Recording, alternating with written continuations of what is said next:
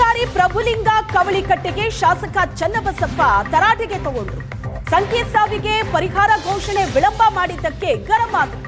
ಮೃತ ಸಂಕೇತ್ ಕುಟುಂಬಕ್ಕೆ ಪರಿಹಾರದ ಹಣ ಘೋಷಣೆ ಮಾಡಿ ಸರ್ಕಾರ ಕೊಟ್ಟಿಲ್ಲ ಅಂದ್ರೆ ಹಿಂದೂ ಸಮಾಜದ ಬಳಿ ಭಿಕ್ಷೆ ಬೇಡ್ತೀವಿ ಅಂತ ತರಾಟೆಗೆ ತಗೊಂಡ್ರು.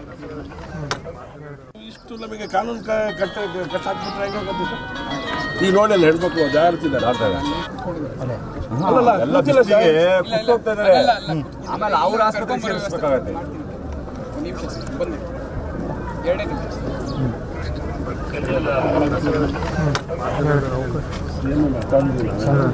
ಅಲ್ಲ ಅಲ್ಲೇ ಇರು ಸಂತೋಷ ಹೇಳ್ಬೇಕದು ಸರ್ಕಾರನೇ ತಲೆ ಮೇಲೆ ಕೇಳಿದ್ರೆ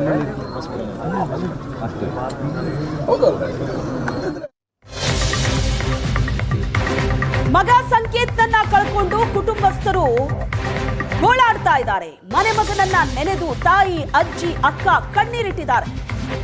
ಮಗನನ್ನ ಕೊಡಿ ಅಂತ ಕುಟುಂಬಸ್ಥರು ಕಣ್ಣೀರ್ ಹಾಕಿದ್ದಾರೆ.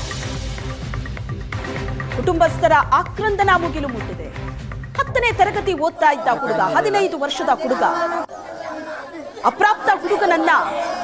ಅಪ್ರಾಪ್ತ ಹುಡುಗರ ಗುಂಪು ಹೊಡೆದು ಕೊಂದಿರೋದು. ಕುಟುಂಬಸ್ಥರ ಗೋಳಾಟ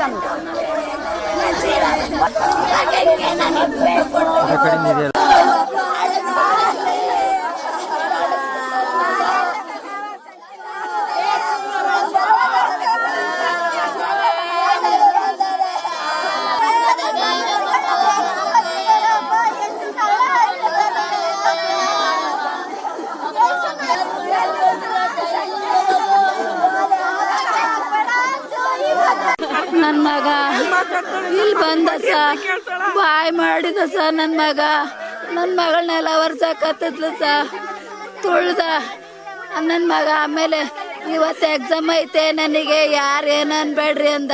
ದೇವ್ರಿಗೆ ಕೈ ಮುಗಿದು ಅಮ್ಮ ನನಗೆ ಬಾಯ್ ಅಂದ. ಅಮ್ಮ ನಿನಗಿನ್ನ ಟೈಮ್ ಆಗಿಲ್ಲಮ್ಮ, 9 ಗಂಟೆ, ನಾನು 8 ಗಂಟೆಗೆ ಒಕ್ಕನೆ ಅಂದ. ಹಿಂಗ ಸೋತ ನನ್ನ ಮಗ ಬರ್ಲಿಲ್ಲ ನನ್ನ ತೊಡಿ ಮೇಲೆ ಯಾಕೆಂದ್ರೆ ಏನು ಮಾತಾಡ್ಲಿಲ್ಲ ನನ್ನ ಮಗ.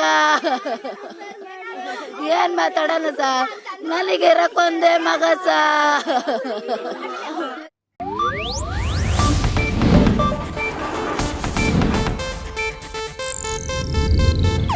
ಇದು ಏಷ್ಯಾನೆಟ್ ನ್ಯೂಸ್ ನೆಟ್ವರ್ಕ್ ಪ್ರಸ್ತುತಿ.